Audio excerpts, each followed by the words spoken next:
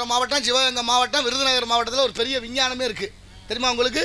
தண்ணி கூட அந்த காலத்தில் தலையில் ஒன்று, இடுப்பில் ஒன்று, கையில் ஒன்று, தோலில் ஒன்றா தூக்குன தாய்மார்கள் இன்றைக்கி தண்ணி தூக்குறதுக்கு ஒரு வண்டி கண்டுபிடிச்சிருக்காங்க. வண்டி, ஆமாம், 8 குடம் வண்டி. பற்றிலா அதுலேயும் ராமநாதபுரம் மாவட்டத்தில் கல்யாணம் பண்ணால் பொண்ணுக்கு சீர் அந்த வண்டி வைக்கணுமா? வண்டி வைக்கணும்.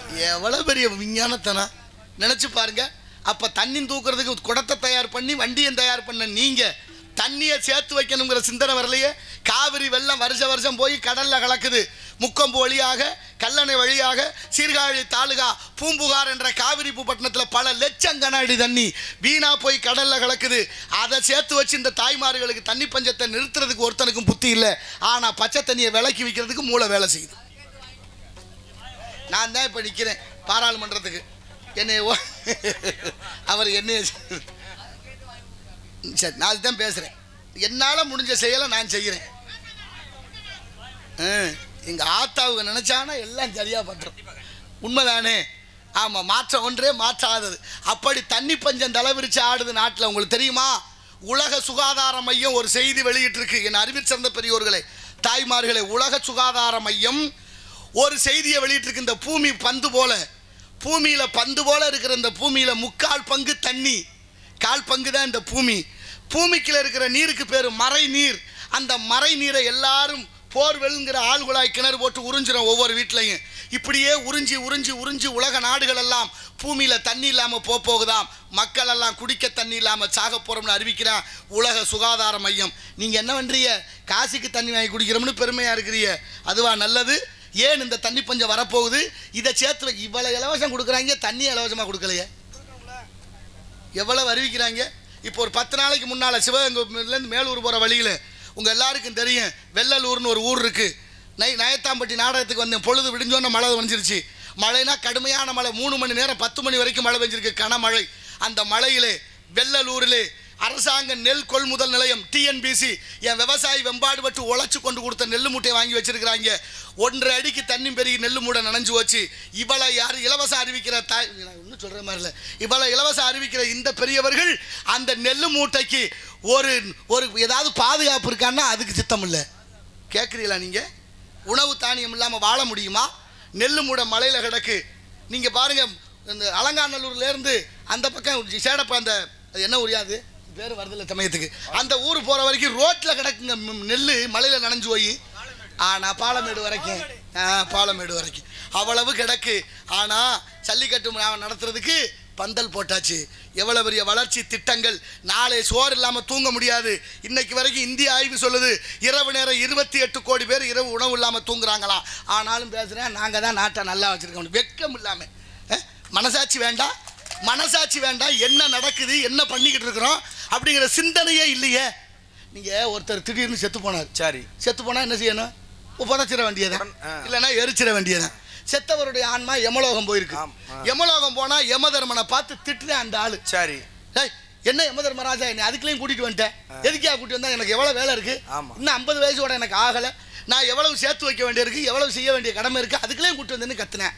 யமதர்மன் சொன்னார், டே விதி முடிஞ்சு வச்சுன்னா இங்கே வந்து தான் ஆகணும். எவ்வளோ பெரிய ஆளாக இருந்தாலும் ஓன் ஜவுடாலும் அங்கே தான், இங்கே வந்தாச்சுன்னா பேசா உட்காந்து சாமியை கும்பிட்றான்னாரு. அவனுக்கு மனசு கேட்கல. இப்படி பார்க்குறான், கடிகாரமாக மாட்டி இருக்கு. கடிகாரம்னா நிலை கடிகாரம். இவன் கேட்குறான், யமதர்மராஜா யமலோகத்தில் எதுக்கு கடிகாரம்னு கேட்டான். அவர் சொன்னார், எதுக்கு கடிகாரம் மாட்டிருக்கேன் தெரியுமாடா? பூலோகத்துலேருந்து யார் யார் வர்றாங்களோ அவங்களுக்கெல்லாம் ஒரு கடிகாரம். அதான் ஏன் மாட்டியிருக்கிறீங்க, யார் யார் எவ்வளவு பொய் சொல்லியிருக்காங்கன்னு தெரிஞ்சுக்கணும்டா, அதுக்கு தான் மாட்டியிருக்கேன்னார். இவனுக்கு ஒரு பயம் வந்துருச்சு.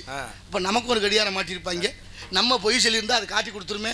உடனே யமதர்மராஜா எனக்கு கடிகாரம் இருக்கா? ஆமாம் இருக்குது. எந்த கடிகாரம்? இந்த கடிகாரம் தான். அப்படின்னா பார்க்குறேன், அது நேரத்தை தாண்டி ஓடுது, நேரத்தை தாண்டி கடிகாரம் ஓடுது. அவன் சொல்கிறேன், நான் பொய்யெல்லாம் சொல்லலை, எப்படி இது இப்படி ஓடும்? டேய், நீ புழுகிறதான் தெரிஞ்சு வச்சு அப்புறம் என்ன இல்லைன்னு சொல்ல. உண்மையை ஒத்துக்க, உண்மையை ஒத்துக்கிட்டா இந்த நாட்டில் பிரச்சனை இருக்குமா?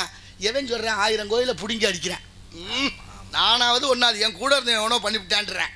செஞ்சதை ஒத்துக்கிற மனப்பக்குவம் வரல பாருங்க, அது ரொம்ப முக்கியம். இவன் சொன்ன நம்ம கடியாரம் இவ்வளவு ஓடுனா இவ்வளவு நம்ம புளி இருப்போம், தப்புன்னு உணரலைங்க. அதனால தான் காரணம். பக்கத்தில் ஒரு கடியாரம் ஓடாமல் இருந்துச்சு. ஓடாமல் இருந்த கடியாரம் யாருன்னு கேட்டான், யமதர்மன். யமதர்மன் சொன்னார், அதுதான்டா உங்கள் நாட்டில் வாழ்ந்த அன்னை தெரசா அம்மையாருடைய கடியாரம்னா. இவன் கேட்குறான், தெரசா அம்மையார் பொய்யே சொல்லலையா? இப்படி ஓடாமல் இருக்க, அது எப்படி பொய் சொல்லாமல் இருந்திருப்பா? அதுவும் பொய் சொல்லாமல் இருக்க விட மாட்டாங்களே, காசு கொடுத்தாது பொய்ய சொல்லுவாங்களே. அந்த அம்மா எப்படி தப்புச்சான்னு யோசிச்சேன். அவனுக்கே ஆச்சரியமா இருக்கு. யமதர்மன் சொன்னாரு, அயல் நாட்டில் பிறந்த அன்னை தெரசா உங்க இந்தியாவுக்கு வந்து தொழுநோயால் பாதிக்கப்பட்டவர்களுக்கு ஒரு தொண்டு நிறுவனத்தை ஏற்பாடு செய்து அந்த நிறுவனத்துக்கு நிதி திரட்ட பெரிய கோடீஸ்வரங்களை போய் கையேந்தினா. அப்படி கல்கத்தாவில் ஒரு பெரிய கோடீஸ்வரன் கையேந்துற போது அந்த கோடீஸ்வரன் எச்சியக்காரி கையில் துப்பிட்டான். ஆனால் முகஞ்சுளிக்காம வருத்தப்படாம கோவப்படாம அந்த கையை அப்படியே மடங்கிட்டு சொன்னாலாம் அன்னை தெரசா, பெரியவரே கோடீஸ்வரரே, எனக்கு வேண்டியதை கொடுத்துட்டீங்க, எனக்கு போதும், என் பிள்ளைகளுக்கு ஏதாவது கொடுன்னு மறுகையை நீட்டினா அவன் நொந்து நூலாகி சொத்துல பாதி எழுதி வச்சதாக வரலாறு சொல்லுதடா. அந்த அம்மையாருடைய கடியாரம், அந்த சாந்தம், பொறுமை, தியாகம், உண்மையை கற்றுக்கிட்டவ, அதனால தான்டா கடியாரம் ஓடலேன்னு. இவனுக்கு அப்பவும் ஏற்றுக்க முடியலை. எப்படி இது என்ன செய்தாரை ஒருத்தல் அவர்னான நன்னயம் செய்து விடல். மனசுக்கு ரொம்ப பொறுமையாக இருக்குது. நல்லா இருக்கும், அவனை பார்த்தா பொறாமையாக இருக்கும், அவனையும் எடுத்து விடணும், நம்மளோட சேர்ந்து அவனும் குற்றவாளி ஆக்கிடணும் தான் துடிக்கிறானே தவிர இங்கே நல்லவனை ஆகணும்னு நினைக்கலையே. பாருங்கள், அப்படியே பார்த்துக்கிட்டே வந்தால் யமலோகத்தில் இந்த பக்கம் ஒரு காத்தாடி ஓடிச்சு. காத்தாடி சீக்கிரம் அருந்து விழுகிற மாதிரி இருந்துச்சு. யமதர்மனை கூப்பிட்டு கேட்குறாங்க, யமதர்ம ராஜா, யமலோகத்தில் ஒரு காத்தாடி விழா போகுது, ஏன் இப்படி ஓடுது, தாறுமாறான்னு கேட்டேன். யமதர்ம ராஜா வந்து சொன்னார், அது காத்தாடி இல்லைடா, அதுவும் கடியாரம் தான்னாரு. கடியாரமா இப்படிமா ஓடும்? கடியாரங்கிறது நேரத்துக்கு தானே ஓடணும், இவ்வளோ வேகமாக ஓடுது ஐயா, யார் விட்டு கடியாரம்னு கேட்டேன். யமதர்மர் ரொம்ப பொறுமையாக சொன்னார், அதுதான்டா உங்கள் தமிழ்நாட்டில் இருக்கிற அரசியல்வாதிகளுடைய கடியாரம்னார். அப்படின்னா எவ்வளவு புழுகி இருப்பாங்க. 79 ஆண்டு சுதந்திர இந்தியா, 79 ஆண்டு சுதந்திர இந்தியா. என் அறிவில் சிறந்த பெரியோர்களே, தமிழ் பற்றாளர்களே, உணர்வு மிக்க நாளைய தலைமுறையை வளர்க்கணும் துடிக்கிற நீங்கள், இன்னைக்கு வரைக்கும் நமக்கு பாமர மக்கள்னு பேர் இருக்குது. சொல்கிறான்ல, பாமர மக்களை படுத்தாது ஐயா, படுத்துறீங்கள. பாமரர்கள்னா என்ன அர்த்தம் சொல்லுங்க? பாமரர்னா அறிவு தெளிவில்லாதவர்கள், படிக்காதவர்கள், அறியாமையில் இருக்கிறார்கள். நான் கேட்குறேன், 79 ஆண்டு காலமாக இந்த மக்களை பாமரர்களாக படிக்காமல் அறிவு தெளிவில்லாமல் இப்படி சிந்தனை தெளிவில்லாமல் வச்சது யார் குத்தம்? ஆண்டவன் குற்றமா இல்லை நாட்டை ஆண்டவங்க குத்தமா? ஆனாலும் நமக்கு இன்னமும் சூடு சொரணை இருந்த மாதிரி தெரியலையே. திரும்ப திரும்ப திருடங்கையிலே சாவியை கொடுத்துட்டு நம்ம எப்படி அண்ணாந்து பார்த்துக்கிட்டு இருக்கோம். மழை போச்சு தெரியுமா இல்லையா? நம்மாழ்வார் சொல்கிறாரு, புயல் வந்தால் தான் நமக்கு மழைன்னு. ஏன் இந்த காரணம்? ஏன் இப்படி மாறியது?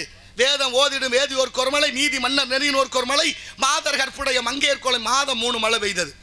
அரிசி விட்டுடும் அந்தனருக்கு ஒரு மழை, புருஷனை கொண்ட பூவையருக்கு ஒரு மழை, வரிசை தப்பிய மன்னனுக்கு ஒரு மழை, இப்படி வருஷம் 3 மழை பெய்தது. இந்த 3 மழையும் இல்லை, அந்த 3 மழையும் இல்லை, எப்பாவது புயல் வந்தால் மழை பெய்யுது. அப்படி மழை பெஞ்சா அந்த தண்ணியை சேர்த்து வைக்க திட்டம் இருக்கா? இல்லையே. குடிக்கிற தண்ணியை விலக்கி வைக்கிறது எவ்வளவு பெரிய அபாயகரமானது என்பதை என் அறிவில் சிறந்த தாய்மார்கள், பெரியோர்கள் சிந்தித்து பாருங்கள். நம்மக்கிட்ட இருந்த உப்பு கூட உப்பா இல்லை. கடல்லேருந்து உப்பு வண்டி வந்து ஊருக்கு 2 நாள் 3 நாள் வித்தாக. அந்த உப்பை வாங்கி சாப்பிட்ட வரைக்கும் யாருக்கும் எந்த தொந்தரவும் இல்லை, நோய் இல்லாமல் வாழ்ந்தோம். ஒரு 25-30 வருஷத்துக்கு முன்னாலே ஆரம்பிச்சிட்டேன். அங்கேயே இந்த உப்பை பெரிய சந்தைப்படுத்தி முதலாளி கொண்டு போனேன். அழுக்கா இருந்த உப்பை ரசாயனம் பயன்படுத்தி வெள்ளையா இருக்கிற உப்பை தூளாக்குற உப்பை சும்மா விற்காம அயோடின் என்ற நச்சு வேதிப்பொருளை கலந்து கடை மூலமாக சால்ட்டுன்னு விற்கிறேன்.